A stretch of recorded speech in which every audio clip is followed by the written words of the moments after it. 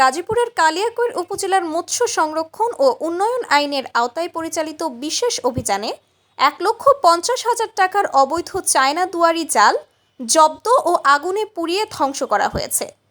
মঙ্গলবার 13 মে উপজেলার ঢালচূড়া ইউনিয়নের নিশিন্দাহাটার কুড়াটাঙ্গা বিল ও বিভিন্ন জলাশয়ে এ অভিযান পরিচালনা করা হয়। অভিযানে মোট 27টি চায়না দুয়ারি জাল জব্দ করা হয়, যার দৈর্ঘ্য ছিল 827 মিটার। পরে এসব জাল উপজেলা পরিষদ চত্বরে আগুন দিয়ে ধ্বংস করা হয়। চায়না দুয়ারি জাল আগুন দিয়ে ধ্বংস করার সময় উপস্থিত ছিলেন উপজেলা নির্বাহী কর্মকর্তা কাউসার আহমেদ।